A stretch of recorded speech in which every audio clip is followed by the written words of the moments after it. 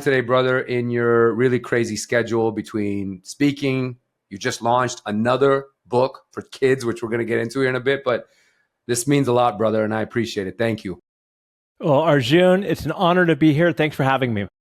Thanks, brother. So listen, one thing that you and I connected on, and for the audience, Damon is a good friend, a great friend, but we bonded and connected over the fact that my baseball team that I grew up loving and still love to this day is the Atlanta Braves.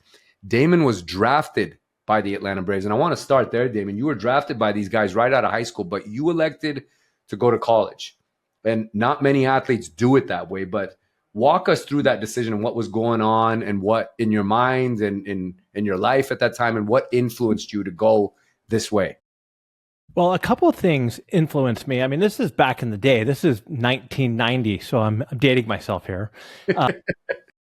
And so really it came down to, number one, I had a little bit of imposter syndrome. You know, I was a high school All-American and I was drafted in the 13th round. I kind of thought I was going to go higher than that, but 13th round is still pretty good. Got a decent amount of money, but I was a little unsure of myself. I was only about 17. So that was one reason. The second reason, which is one of the first leadership lessons, Arjun, that I ever experienced, was I got a full ride to Pepperdine University, and the Hall of Fame coach, Andy Lopez, he had this moonshot vision that they were going to win the College World Series. I mean, and Pepperdine is only a 2,500 person school, right? And saying something like that, you know, going up against people like, you know, LSU or Arizona State, they thought he was freaking nuts, right?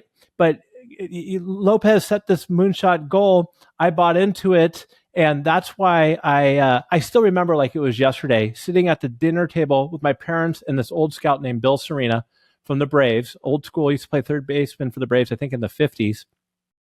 And they said, Damon, this is your choice. You can do whatever you want to do. We'll support you. That was great for my parents.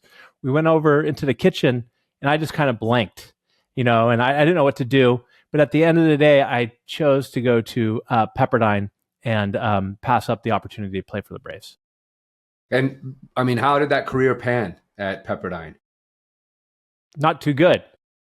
Anyways, what happened is I get to Pepperdine, and again, I'm 17 years old. I was rated in the top 50 players in the country coming in, and I was intimidated for whatever reason, you know. I'll never forget. It was the first. This is called a player coach performance review meeting, 90 days into the fall season. And I walk into the office and I go to sit down and meet with Coach Lopez, Arjun. And before I even get a chance to sit down, he leans forward. He was tough. You know, Coach Lopez was tough. You can't really talk to your players like he did back then. Today, you know, of course, you can't at all. And him and I are good friends now, so we kind of joke about it. And he leans forward and he says, "Hey, Damon, when we recruited you to Pepperdine, we thought that you would be a tremendous asset to the team, a middle of the lineup hitter, a solid third baseman. And son, after these first couple of months, you don't have what it takes to play Division I baseball." And he crossed his arms and he sat back. And as you can imagine, first thing going through my mind is, oh my God, I can't believe this is happening. I wanted to cry maybe. How do I get out of here? You know, how do I get out of here? And before I had an opportunity to even say anything, he leaned back forward, pointed at me, and said, "That's not what we think about you. Here's the problem. That's what's stuck in your head.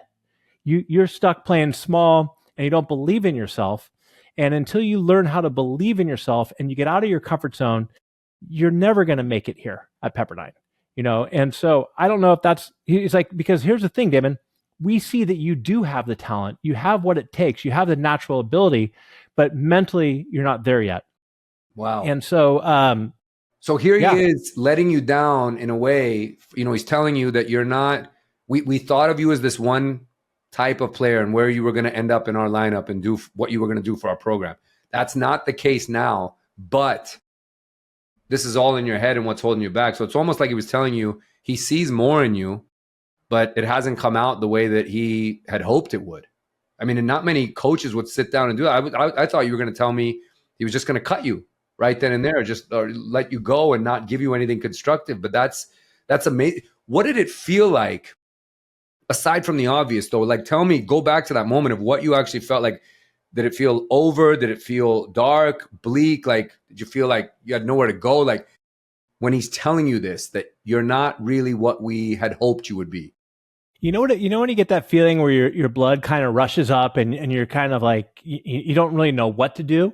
Right. That's kind of what it felt like, and I couldn't believe it. It felt like my whole baseball career was flashing before my eyes. Like, this is going to be it. You guys going to send me on a bus home.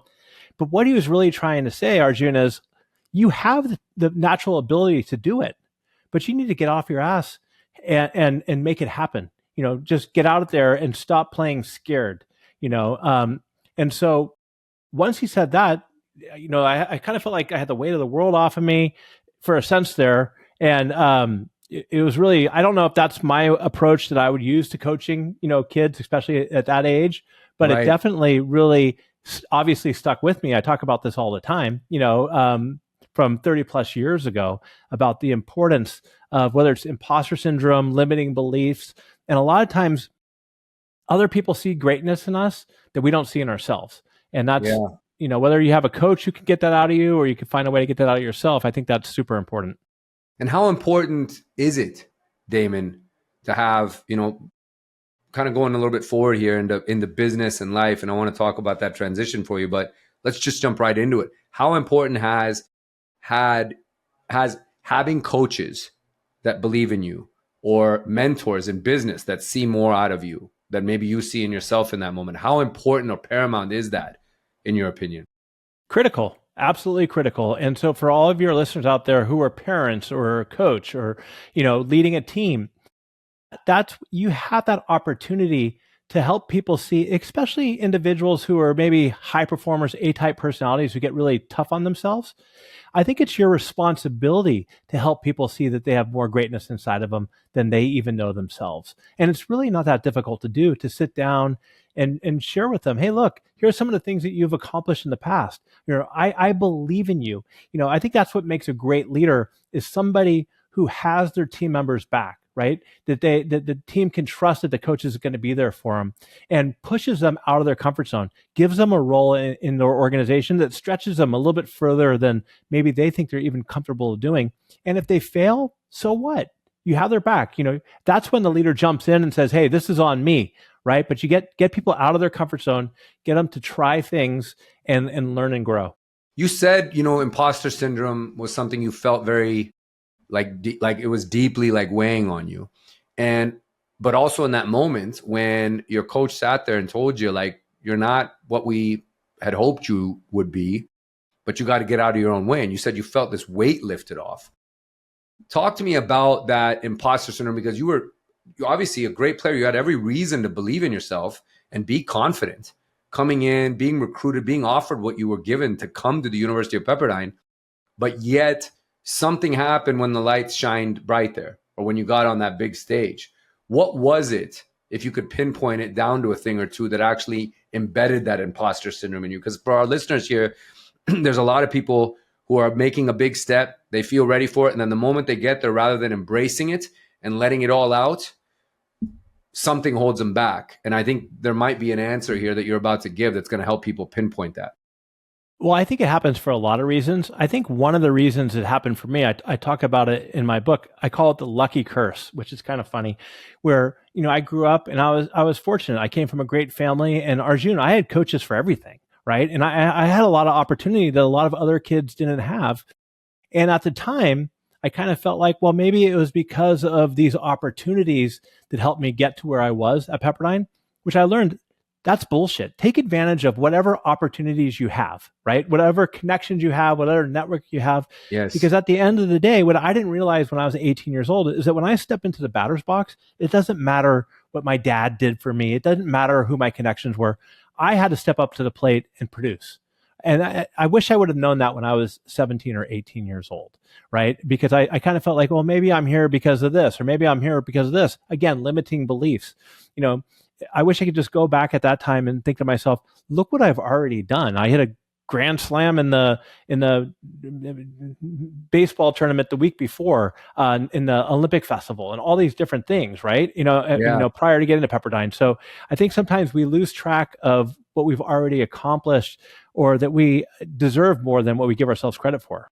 Right. And like it comes back to like being kind to yourself or just, focusing on what got you here and that you are great, you are deserving of it. I think sometimes we feel we don't deserve it, in that moment, but that's a great thing you bring up. Like when you step into the batter's box or when someone steps into the ring or someone steps into the boardroom, if it's on a professional level, whatever, like what happened in your past, your biography, who you are, none of that matters. Right there in that moment is your chance to perform, is your chance to do something with those talents and everything that you've worked for. So Damon, when you know, finished college, right? You didn't go back to baseball. So you didn't, pro baseball was then off the table. Instead, you joined Learn It, the company that you run today, and you started at a very entry level, right? Which is a humbling path. Again, being recruited, going to a university, being thought of as the it man, getting a little bit of humble pie, kind of retooling yourself back together again. And then same thing in this professional step. Did any of that feel familiar in like going, starting at this entry level, or was there a whole nother set of emotions and feelings that you had going back to that time? So what happened, to take it a step back, is I'd like to say that I left Coach Lopez's office that day and I immediately turned things around at Pepperdine and had a great career. I Yes. didn't actually. I ended up getting hurt in this kind of freak accident, ruptured my spleen of all things, whatever. I was fine. And then I got an opportunity to go play at Arizona State. And a lot of people, Arjun, said, Damon, don't go to Arizona State. They're going to have 17 guys trying out for first base. I had to go to junior college for 2 years, which was kind of, a situation of swallowing your pride, which kind of like how I started my professional career, which I'll get to. So I go from being one of the top players in the country to a junior college, which there's nothing wrong with junior college. I get this opportunity to go to Arizona State. Not my family, but a lot of friends were like, don't go to Arizona State, go to a small school, go to a D2 school where you can play. And I'm like, screw it. This is my last shot, right? This is my last opportunity. And by the way, Pepperdine won the College World Series the year I left. So that goes to show Wow. you that Yeah. moonshot dreams happen, right? Yeah. And that was that first leadership lesson. Wow. If Coach Lopez would have never set his goals that high, it never would have happened, but they won. I was at Arizona State. I was the first guy on the field, the last guy to leave. I busted my ass 24/7, right? Fielding ground balls, deliberate practice around, hitting curveballs, whatever it was. I had a great year. Glory days, like my wife likes to say, hit a home run in the College World Series. I was ready to get drafted again. I got drafted in junior college by the Yankees as well, but the third time was going to be a charm for me. I was ready. I'm in Omaha. This is before the internet. Waiting for my phone to ring. My best friend, Jacob Cruz, first round pick from the Giants, 15 other guys get drafted. My fucking call never comes. Never comes.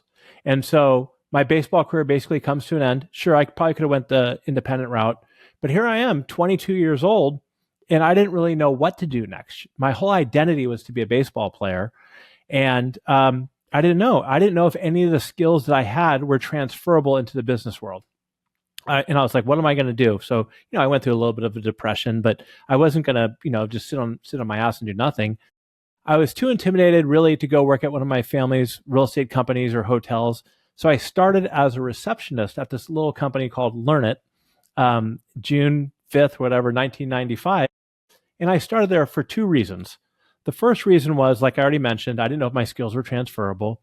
And the second reason was I didn't want to have that silver spoon in my mouth where my dad puts me up, at a senior level position. I wanted to show everybody that I belonged there. And so that's why I started. I rolled up my sleeves and I said, by this time, Arjun, I kind of thought to myself, hey, baseball didn't work out, but I got to have greatness somewhere. I really think I can do something.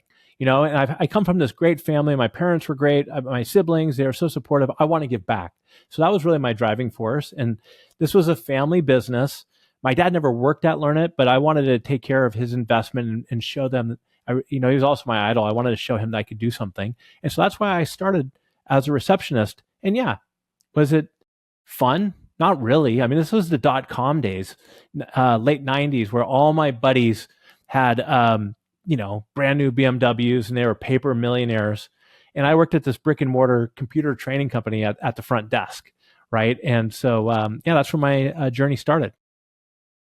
You talked about transferable skills and you mentioned something like that moment of doubt, of like wondering, and I think you were human to feel that, of course. Everything abruptly ends. Like, how am I going to transfer all this over? You had your dark periods, which of course you're entitled to. And then you did. Talk to me about are there certain things that you feel for anyone listening here that maybe was on a pathway and they were burning the boats to go for it, and maybe it doesn't pan out the way they envisioned, and then they got to stop and have this "what do I do now" moment? Talk to me about what is transferable in your opinion, because we're going to get into your book too, and as an author and as a leader and an entrepreneur and the head of a company, you know and have seen what's transferable and what's not. Like, what would you say some of those core things are? Well, for me, playing sports, I like to call it an athletic education. And so for sports, you learn about, baseball, you learn perseverance, you learn discipline, which you don't necessarily always see in the business world, right? Learning agility is a big one. And a lot of us athletes are Arjun, and how to receive feedback, which is so important. In baseball, you strike out, you go back to the dugout. Hopefully your coach gives you some feedback and you make some adjustments. You go up to the plate and perform. So those are all some of the transferable skills, along with teamwork and collaboration and everything. But what I want to share with your listeners is, if you've never played a moment of sports in your life, but let's say that you're an accountant and you lose your job and you want to get into sales or you want to be an entrepreneur, what you learned in your previous role, it's all transferable. All these skills are transferable and they're cross-functional. So don't think for a second, A, that you can't try something different, and B, that everything's been a waste for you. Because life isn't linear. I've been running Learn It for 30 years. We all have our health conditions or our whatever issues that we have, right? And so you just have to deal with it head on. Right? You just have to deal with it head on, and life's gonna be a roller coaster. So you take these challenges, these constraints you have, and find opportunity in them, and make them the best they can possibly be for you. Is really the advice that I have. No, it's amazing, and I think the one you touched on that I think is so important, yet people are afraid to go there because they don't want to be vulnerable, or they just don't want to hear it, is that feedback that you talked about, right? Like, and sports is all about feedback loops, performance metrics, adapting quickly. How do you bring that athletic mindset, and what do you tell our listeners here on like why this one is so important? Because we know that the world is a little bit, let's just call it what it is right now. Sometimes it can be very sensitive. There's certain people out there that are very soft, right? Mm-hmm. And if you're one of those people listening to this, like, you can't take feedback constructively. You take it as an attack, you personalize things. And I know that that's popular in some culture, but I go against that. And, if we lose a few listeners because I said that, I'm sorry, but I'm not sorry. But Damon, talk to me about feedback and why it's so important. I think it's absolutely critical. I mean, if you go on Amazon or you go on Google looking for a book on Amazon, you're going to see 150 books on giving feedback. Great. Not very many on receiving feedback. To me, yeah. Learning how to receive feedback is like fuel for growth. It really is. And the first thing I can tell your listeners is I struggle with it early on, right? You get defensive or you get upset or you want to combat. At the end of the day, what feedback is it's data. It's data points. So it doesn't mean that you should absolutely not take it personal, and you should find ways to figure out what you can learn from that and pivot and grow. It's kind of hard as a senior leader sometimes to get feedback from people, right? Because especially from your employees, they might feel like, hey, if I share something with Damon, he might get upset and I can get in trouble for it. But I've kind of created the culture where I'm an open door. Every time, like, I sent you a keynote I was working on. Yes. I do solos. I send it to my team and I'll say something like, hey, I didn't think I did a very good job at this part. You're vulnerable enough around it, right? So I've got all kinds of different ways to learn how to receive feedback, especially as a leader, right? So if you're a leader out there and you want to get feedback from your team, the first thing is, don't invite them to your office and then ask them for feedback. Meet them where they're at, right? I mean, it's already uncomfortable for them to go into your office to give the feedback. But totally. I think people who I like to call learn-it-all leaders or growth mindset or whatever it is, you're constantly craving feedback. That's the only way you can get better, is by listening to what people have to say. Your body language matters. Don't get all tense and try to jump down their throat, and just have an open mind and be curious and learn. And then if it's something that you want to implement and do so, and then send them a little note. A lot of times if somebody will tell me something and then I'll try it out or I'll implement it. And I'll say, hey, Arjun, I really appreciate what you said. By the way, this is something I tried out and it worked for me. And if you do that, especially if you're as a leader and you're modeling your behavior, or you're a coach of a team and people are able to give you feedback or whatever, then it's going to open up the doors for everybody, and everybody's going to be sharing feedback with each other. You're going to have a lot more candid conversations. And quite frankly, that's why I like Keith Ferrazzi, who I had on my show, is he believes you should have a culture, and a lot of people disagree with this, where people can call you out right there on the spot, because people know, Arjun, that you're doing it for their best interest because you believe in them and you care about them, right? So it's not about hurting somebody's feelings or anything like that. It's and if you're giving feedback to somebody, hopefully you could back it up with some kind of facts or data of what they're doing, of course, right? That's important. But I want to have the type of environment where we're open with each other. My team's giving me feedback. My wife's giving me feedback. You're giving me feedback. And in return, I'm helping them as well by, if I see something that somebody could be doing better, that I'm sharing that with them. Because if I'm withholding that, I'm doing them a disservice, especially if this is somebody who is an employee that works for me. Massive. And listen, guys, that above anything is going to be, I think, one of the greatest takeaways here from this talk and from this show episode is being in that position to take feedback. I think the more open you are and vulnerable you are to doing it and recognizing it's nothing personal, but it is an opportunity to improve and to have growth on the other side of maybe this uncomfortable reflection or, again, feedback or constructive critique of what it is you're doing, that's where you'll grow, because if left to your own opinions of yourself, you're never going to grow because you're going to not see it the way others are seeing it. So this was huge. And you said also in there, like part of it in getting feedback is being curious in the first place. Look, you are the author of a best-selling book, The Learn It All Leader. And guys, if you are listening to this and you want to copy the book, there you go. There you go. You see it. Hold that up there again, David. I want you to send me a DM. You send me a DM on Instagram, and I will mail you a copy of this book. Okay? But Damon, in that book, you emphasize curiosity over bravado. And this ties in beautifully into what you were just talking about there with being curious and wanting feedback. In your own leadership over these years, can you share a moment personally where that curiosity led you to a breakthrough or maybe even saved you? Yeah. I mean, well, first and foremost, though, early on in my career, I can share an example of where I wasn't curious and I was a know-it-all.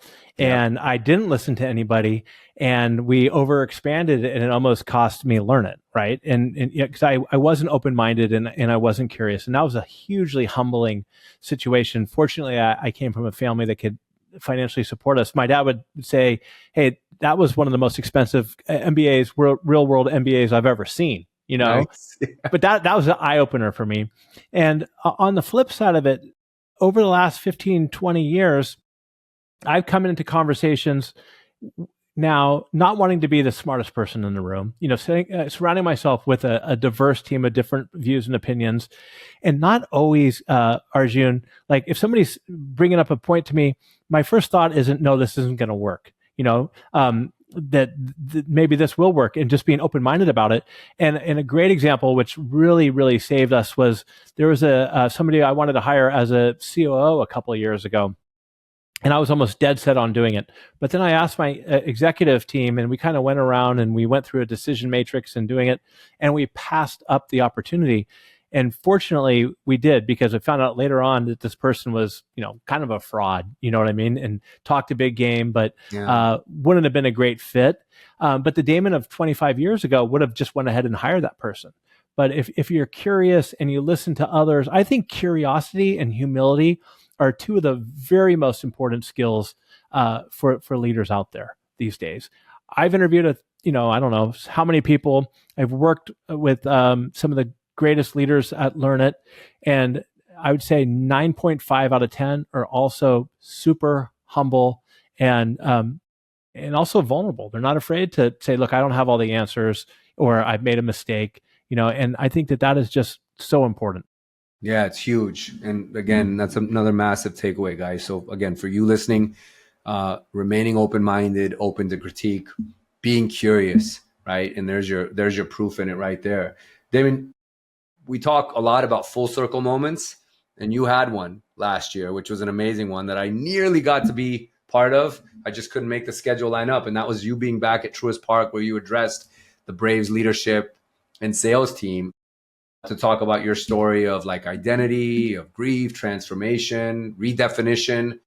What did that feel like? What was that like going back there? And what lessons do you feel, or did you hope that people that were around you that day got to take away? So, well, thanks for asking that. What a surreal moment, So here I am at 17 years old in the kitchen with Bill Serena, and then you fast forward 30 years later, and I'm standing out there in center field or overlooking center field with 180 members of the Braves organization, the ticket team, giving a keynote for this organization. And I said, and I started off the conversation, my speech around, hey, I could have said, went a just different direction and maybe I would have played on this field. Who knows? Maybe I wouldn't have, but it's kind of serendipitous. It was unbelievable. And it just goes to show you never know how things are going to turn out in life, right? And that's why it's so important. And like, I went to Arizona State. I never really even paid attention in class at all, which is not a good thing. But I've almost I've dedicated my entire life to learning.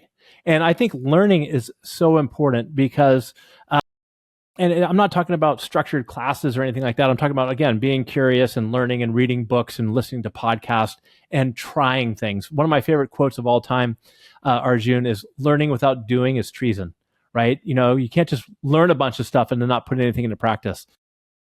And I didn't really answer your question. I mean, it felt incredible and unbelievable, and seeing all these individuals out there. And I was proud of myself and also a little nervous.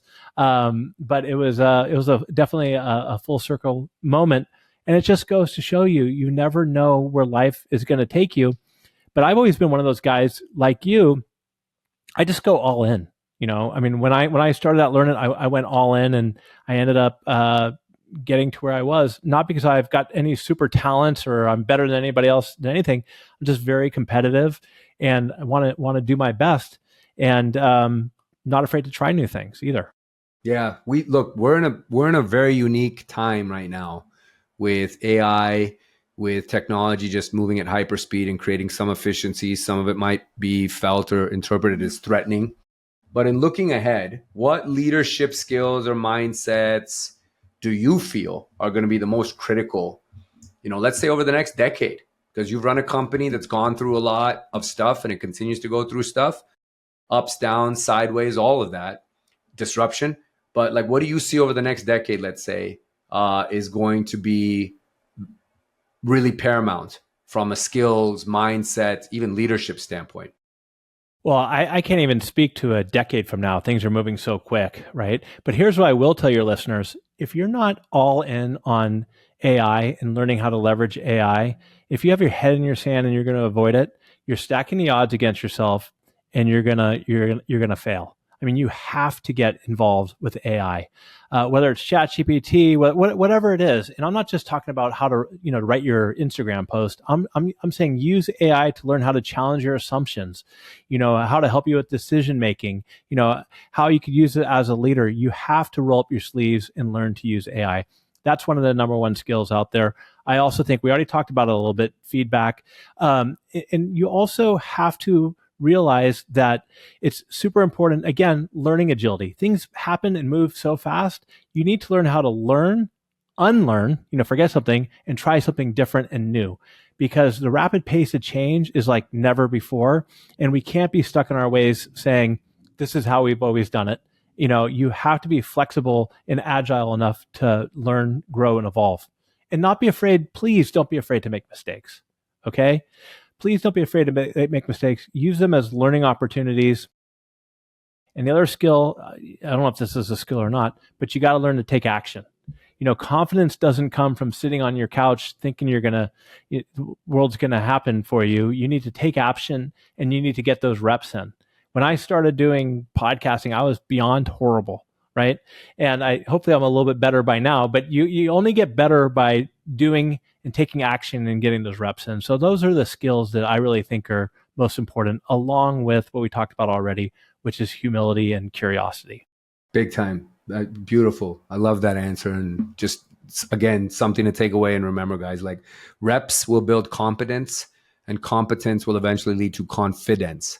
It doesn't happen the other way around, right? And Damon just pretty much summarized that beautifully. What about Damon, because there's a lot of athletes that listen to this show around the world. Some of them are transitioning out from a competitive career where there was no professional outcome in the end. It was just a window of opportunity. They've done it, and now they're moving on to something else. Or athletes like yourself that were coming up.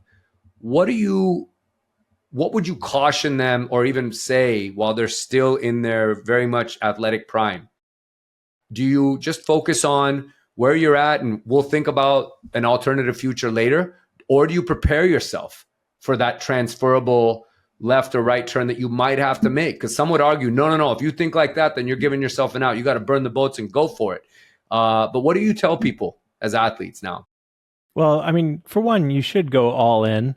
And with that being said, I speak to a lot of college kids or pro athletes or whatever, and a huge miss for them, Arjun, especially college kids. Yeah.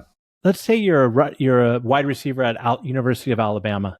You know, the very best thing you can do, reach out to some business owners who are alumni from Alabama. They'll take your call. You know what I mean? They'll take your call. A lot of them won't do that. The kids won't do that because they're so caught up, I want to be an NFL player or whatever. But if you build those relationships now, right? And if the football doesn't work out for you, you already have these business relationships, and so many people miss out on that. And so few people ever make it to the show, so to speak, right? So I think that you need to start cultivating those relationships now and not waiting until you absolutely need them, right? I mean, not when your career's over and you don't know what to do or you got let go. Build those relationships now. Make them give and get relationship. Give back to other people without expecting anything in return. And learn from others and do that now. That's one of the main things that I talk to athletes about is build your network up now and don't wait until your career's over with. There's still plenty of time to be great in sports.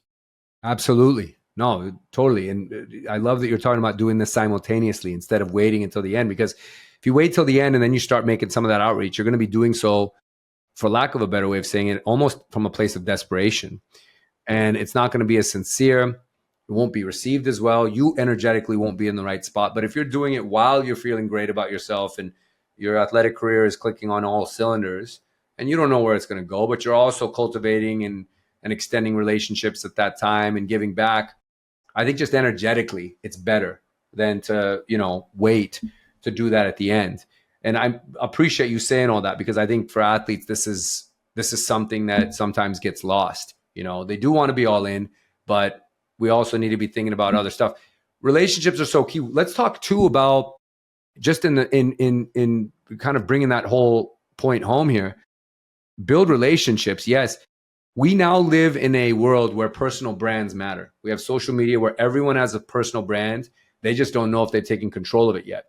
For athletes and business owners that are like early in their journey, would you say that taking control of that personal brand along the way in your growth is going to be huge as well?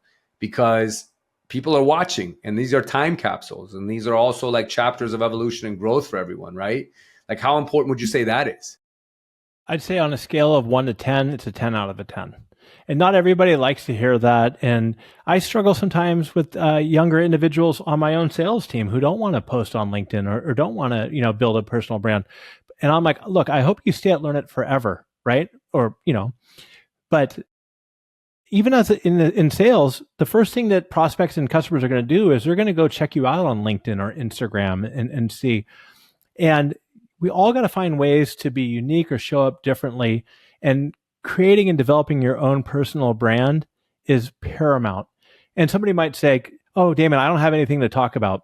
Yes, you do. You have experiences. And, business world, I'm not anywhere near as big as you are on Instagram, but on LinkedIn, people are pretty friendly and generous, so go out there and post. If you're 1 or 2 years into your career, you know the difference between a good manager and a bad manager. Now, I wouldn't call it people by names, but you can share stories, you can share ideas, share your point of view, and build up your personal brand. Start your own podcast. I mean, it's paramount for your growth, and that's what's good. There's still time to set yourself apart for it. And if you don't want to set up your own podcast, jump on podcasts, be a podcast guest. It helps you become a better speaker, you become a better listener, and you get more concise in your telling your stories. And there's just so much value in there that you have to listen to Arjun and I on this situation and start building your own personal brand. It's never too early to start or never too late to start. I appreciate you saying that. I'm an advocate for it and was hoping you were going to say that same thing there, man. So thank you for that. And everyone listening, take control of it. Damon, just in kind of bringing this all home, brother, you had your best-selling book a few years ago. I remember being there at the party for it and the launch of the book itself. You were the best dressed one. You also, what's that? I said you were the best dressed at the party, I remember. Thank you, my friend. I always try to be. You also just recently launched a children's book. What inspired you to do this? And, talk to us about that book. Oh, it's just called The Learn It All Leader for Kids. I'm a late starter. I'm 53, and I've got a 4-year-old and an 8-year-old. And you kind of put things in perspective throughout your life and what matters most. And to me, really, is I want to set an example for my 2 kids, Walter, named after my dad, who's 4, and my daughter Lucy, who's 8. And so I thought that they would get a kick out of that. So I took the core lessons from the Learn It All Leader, which is around, being humble, being curious, and all that kind of stuff. And I turned it into a kid's book, and I made them the stars of the book, and it's a baseball story about this kid who was the best player on the team. The coach gets sick, but he's a know-it-all, right? And he doesn't collaborate. It doesn't have any teamwork skills, or he's just a kind of a jerk.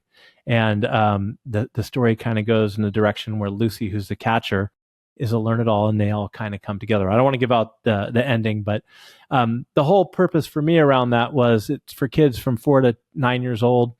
Just giving the book out to kids, and why not start them early? My mission really is I want to create next generation of great leaders. I want to be involved in that, so our kids, our June, and our kids' kids can live in a better world. And I think a lot of it starts with parents, leaders, coaches, and you don't have to have any, superpowers to do this. You just have to show up, have to be a good person, be curious, and not be afraid to make mistakes. And that's what the whole kids book is about. And take that action, as you said. It's a beautiful thing. I think it's amazing. Look, your kids are lucky to have you as a dad.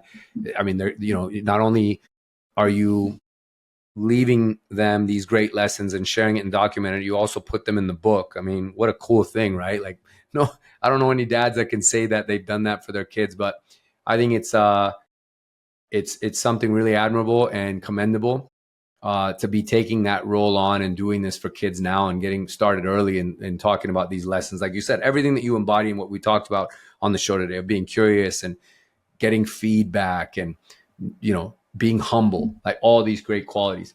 Damon, as we kind of wrap this, brother, I ask every guest on the show as one of the last questions, and there's no right or wrong answer, what LFG energy means to them. Because this being the LFG Energy podcast, and everyone knows what that stands for. We've had, a lot of different entrepreneurs, athletes, and there's, Damon comes from both worlds, which is why this episode was so exciting to shoot. What would you say, in your opinion, LFG Energy means? What it means to me is get after it. Sir Richard Branson used to say, "Screw it, let's do it." I mean, that's what LFG Energy means to me. Is that if you have imposter syndrome, or just say yes and figure out how to make it happen.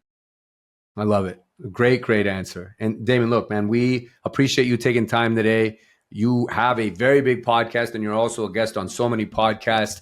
So this was a fortunate opportunity for us to be able to catch you and get some time with our audience.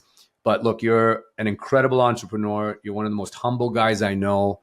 Your background is so impressive that I don't even know why you talk to guys like me sometimes, man. But I'm very grateful for our friendship. I'm also grateful for your contribution to the business world and the entrepreneur community, because I learn a lot from you. Everyone listening, make sure you're following this guy, particularly on LinkedIn. His thought leadership is incredible, and he does everything that he's telling you here. He practices what he preaches. He shares thoughts. He shares reflection, and it sparks conversation. It sparks curiosity. It sparks dialogue, and that's what this world is all about. It's all about getting better, improving, being a better version, and passing it on to other people, sending the elevator down to bring them back up. And Damon's the embodiment of that. So Damon, thanks for doing this today, brother. And I love you, buddy. Hey, I love you too, Arjun. And I just want to say, I really admire you as a person and all you do. And I'm incredibly grateful to have you as one of my very best friends. So thank you for everything and this opportunity, and keep putting the work out there. I think you're a great inspiration for all of us. Thanks, brother.